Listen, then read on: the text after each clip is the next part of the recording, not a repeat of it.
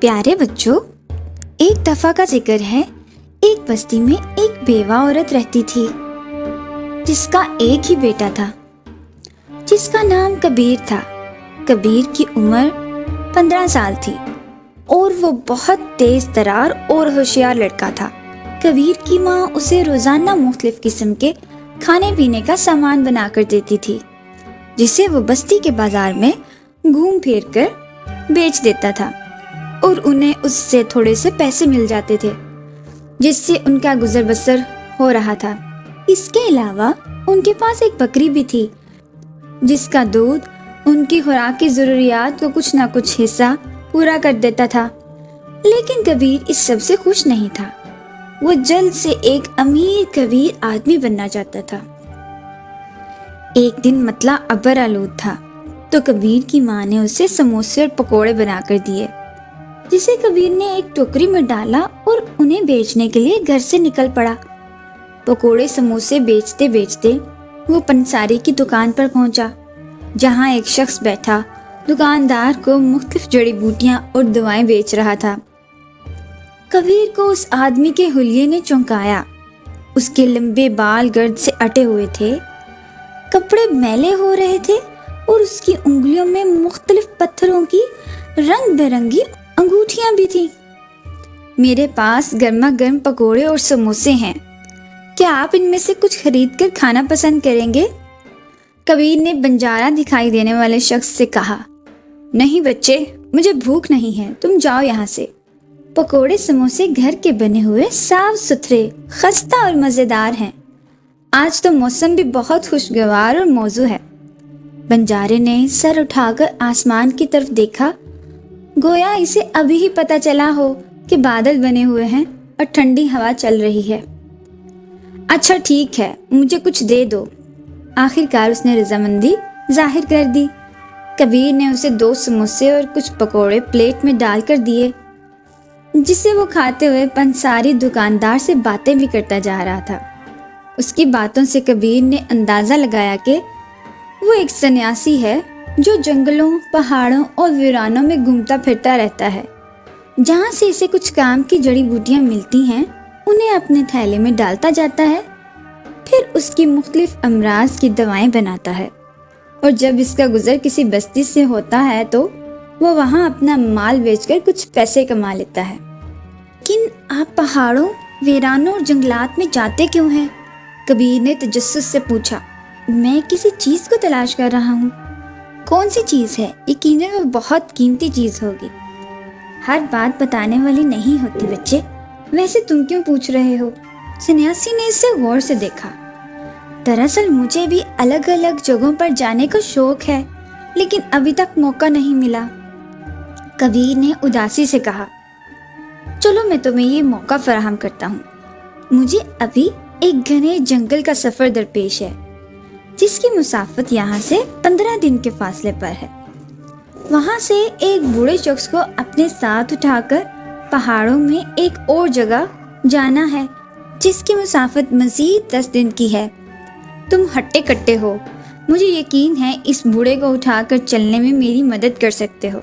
अगर तुम मेरे साथ चलो तो मैं इस सारी मुहिम का मुआवजा तुम्हें 10 सोने के सिक्के की शक्ल में दूंगा।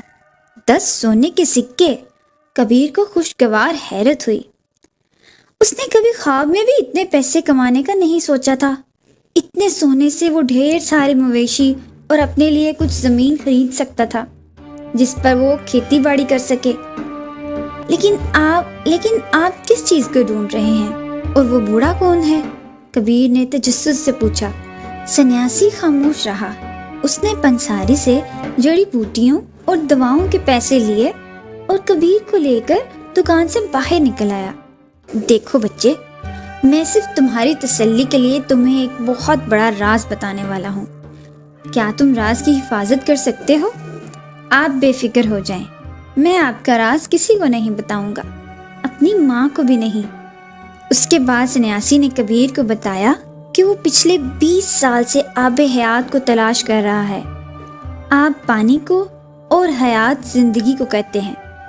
ये ऐसा पानी है जिसे जो कोई पी ले उसकी उम्र बहुत लंबी हो जाती है, यानी कई हजार साल तक। سنیاسی آب حیات کو ڈھونڈنے کے بالکل قریب پہنچ چکا تھا۔ اس کے استاد، جس نے ساری عمر آب حیات کو ڈھونڈنے میں صرف کی تھی، مرنے سے پہلے سنیاسی کو بتایا تھا کہ آب حیات وہاں پایا جاتا ہے جہاں دنیا کی 7 نایاب جڑی بوٹیاں اکٹھی پائی جاتی ہوں۔ سنیاسی ابھی تک ایسی جگہ ڈھونڈ چکا تھا جہاں اسے 6 جڑی بوٹیاں اکٹھی مل چکی تھیں۔ اسی تلاش کے دوران اسے جنگل میں ایک بوڑھا سنیاسی شخص ملا تھا جسے اس جگہ کا پتہ چل چکا تھا جہاں آب حیات پایا جاتا تھا، لیکن تب تک وہ اتنا بوڑھا ہو چکا تھا کہ خود چل کر اتنے مشکل اور خطرناک راستوں سے نہیں جا سکتا تھا۔ بوڑھے نے سنیاسی سے کہا تھا، اگر تم مجھے اٹھا کر اپنے ساتھ لے جاؤ تو میں تمہیں اس پراسرار اور خفیہ جگہ تک لے جاؤں گا جہاں ہم دونوں آب حیات پی لیں گے، جس سے ہمارے جسم دوبارہ جوان ہو جائیں گے۔ سنیاسی نے بوڑھے شخص سے کہا کہ وہ اسے آب حیات کا ٹھکانہ بتا دے، وہ واپسی پر اس کے لیے ضرور آب حیات لے کر آئے گا، لیکن بوڑھا اس پر اعتبار کرنے کو تیار ہی نہیں تھا۔ اس لیے اب سنیاسی کو ایک ایسے نوجوان کی ضرورت تھی جو اسے طویل اور خطرناک سفر میں اس کے ساتھ بوڑھے کی چارپائی کو اٹھا کر چل سکے۔ سنیاسی کا خیال تھا کہ آب حیات پی کر وہ نہ صرف خود جوان اور لافانی ہو جائے گا، بلکہ اسے بادشاہوں اور امیر لوگوں کو بیچ کر اتنا مال و دولت کما لے گا جتنا دنیا میں کسی کے پاس نہیں۔ کبیر نے سنیاسی سے کہا کہ وہ اپنی ماں سے اجازت لے لے، پھر وہ اس کے ساتھ ضرور جائے گا۔ کبیر کی ماں اسے کسی اجنبی کے ساتھ خطرناک سفر پر بھیجنے پر آمادہ نہیں تھی، لیکن کبیر کی ضد پر اس نے اسے سنیاسی کے ساتھ جانے کی اجازت دے دی۔ کبیر نے گھر سے اپنے کپڑے اور دوسرا سامان لیا اور وہ سنیاسی کے اس گھوڑے پر بیٹھ کر سفر پر روانہ ہو گیا جو اس نے کبیر کے لیے خریدا تھا۔ وہ لوگ دن کو سفر کرتے اور رات کو کسی جگہ پر خیمہ لگا کر سو جاتے۔ کبیر نے اس سفر میں بہت سے نئے پودے اور جانور دیکھے۔ آخر کار 15 دن کے بعد وہ جنگل میں اس جگہ پر پہنچے جہاں پر بوڑھے سنیاسی کی جھونپڑی تھی۔ بوڑھے کی عمر 100 سال سے زیادہ ہو چکی تھی۔ اس نے سنیاسی اور کبیر کو بتایا کہ اس سے آگے کا سفر پیدل چلنے کا ہے، کیونکہ جنگل اور پہاڑی راستے بہت تنگ و تاریک ہیں۔ انہوں نے وہ رات اس جھونپڑی میں بسر کی اور اگلی صبح ان دونوں نے بوڑھے کو چارپائی سمیت اٹھایا اور پیدل آگے بڑھے۔ بوڑھا ان کی رہنمائی کر رہا تھا۔ جیسے جیسے وہ آگے بڑھ رہے تھے، جنگل گھنا اور تاریک ہوتا جا رہا تھا، جہاں زہریلے سانپوں کی کثرت تھی۔ سنیاسی ایسی جڑی بوٹیوں کے بارے میں جانتے تھے جو سانپوں کے زہر کا تریاک ہے۔ انہوں نے کبیر کو بھی وہ بوٹی کھانے کو دی۔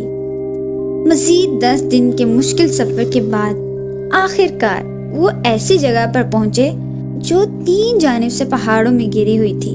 اس کے اندر ایک غار تھی جس کے باہر وہ 7 کی 7 نایاب جڑی بوٹیاں ایک ساتھ اگی ہوئی تھیں۔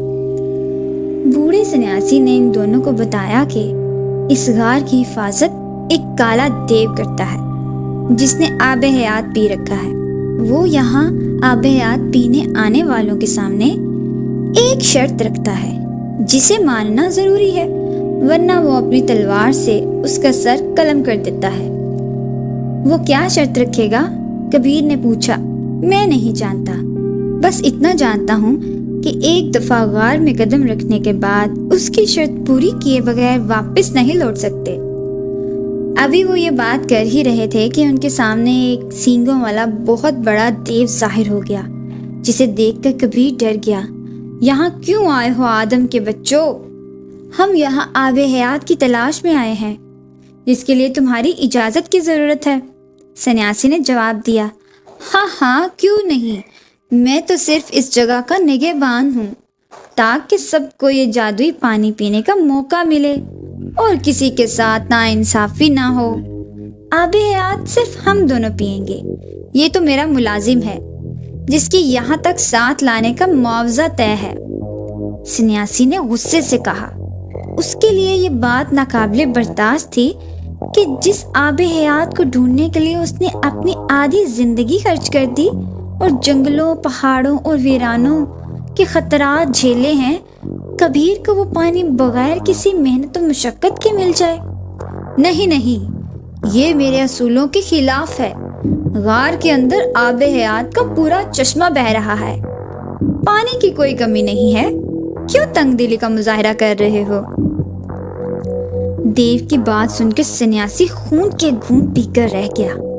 اس سے پہلے کہ تم سب لوگ اندر جا کر آب حیات کا ٹھنڈا پانی پیو، تم سب کو میری ایک ایک شرط ماننی ہوگی۔ جو میری شرط مانے گا صرف وہی اندر جا سکے گا، جو نہیں مانے گا میں اس کا سر اپنی تلوار سے قلم کر دوں گا۔ دیو نے سفاکی سے کہا۔ پھر انہیں غار کے اندر ان لوگوں کی ہڈیاں دکھائیں جو یہاں آب حیات پینے آئے تھے، پھر دیو کا شکار بن گئے۔ منزل کے اتنے قریب پہنچ کر لوٹنے کا سوال ہی پیدا نہیں ہوتا۔ تم ہمیں اپنی شرط بتاؤ، بوڑھے سنیاسی نے دیو سے کہا۔ ہاں کیوں نہیں؟ دیو نے یہ کہنے کے بعد بوڑھے سنیاسی کے کان میں کوئی بات کہی، جس کے جواب میں بوڑھے نے فوراً اسبات میں سر ہلا کر آمادگی ظاہر کر دی۔ پھر دیو نے سنیاسی کے کان میں اپنی شرط بیان کی، جس کا جواب اس نے اسبات میں دیا۔ اب کبیر کی باری تھی۔ دیو کبیر کے پاس آیا۔ کبیر اس کی آنکھیں اور سانسوں کی آواز سے خوف زدہ ہو رہا تھا۔ دیو نے اس کے کان میں کہا، میں تمہیں آب حیات صرف اس شرط پر پینے دوں گا اگر تم اسے پی کر اپنے دونوں ساتھیوں کو قتل کر دینے کا وعدہ کرو۔ اگر تم نے اپنا وعدہ پورا نہ کیا تو میں خود تمہیں قتل کر دوں گا، اور اگر تم نے میری شرط قبول نہ کی تو میں پھر بھی تمہیں قتل کر دوں گا۔ کبیر دیو کی بات سن کر ششدر رہ گیا۔ میں اپنے ساتھیوں کو قتل نہیں کروں گا، بے شک میرا جو بھی انجام ہو، کبیر نے مضبوط لہجے میں کہا۔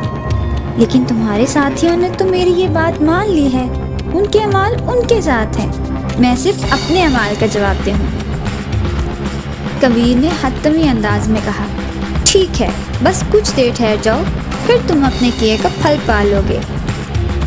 دیو نے غضب سے کہا اور پھر بوڑھے اور سنیاسی کو لے کر غار کی طرف بڑھا۔ غار کے اندر جاتے ہی اس نے انسانی ہڈیوں کے ڈھیر کے قریب جا کر ایک لمحے میں ان دونوں کے سر قلم کر دیے۔ پھر اس نے باہر آ کر کبیر سے کہا، تمہارے دونوں لالچی اور کینہ پرور ساتھی اپنے انجام کو پہنچ چکے ہیں۔ تم ایک اچھے انسان ہو، اس لیے میں تمہیں اجازت دیتا ہوں کہ تم غار کے اندر جا کر آب حیات پی لو۔ میں ایسا پانی نہیں پیوں گا جس کے لیے اتنے لوگوں کی جانیں گئیں۔ اصل آب حیات تو ان نیک لوگوں کے لیے ہے جو دنیا میں اچھے کام کرتے ہیں، پھر وہ ہمیشہ ہمیشہ جنت میں زندہ رہیں گے۔ کبیر نے دیو سے کہا، شاباش بچے، تم مجھے بہت عقل مند اور سمجھدار دکھائی دیتے ہو۔ میں تمہیں اس خطرناک جنگل کے رحم و کرم پر نہیں چھوڑوں گا، بلکہ خود تمہیں اپنے ساتھ تمہارے گھر پہنچا کر آؤں گا۔ اس کے بعد دیو نے پلک جھپکنے سے پہلے کبیر کو اس کی بستی میں پہنچا دیا۔ کبیر نے اپنا گھر دیکھا تو بہت خوش ہوا کہ وہ زندہ سلامت واپس لوٹ آیا ہے۔ آپ نے دیکھا پیارے بچوں، جو دوسروں کا برا سوچتے ہیں ان کا اپنا انجام برا ہوتا ہے، اس لیے اپنی نیت اور ارادوں کو ہمیشہ پاک اور صاف رکھنا چاہیے۔ Thank you for watching.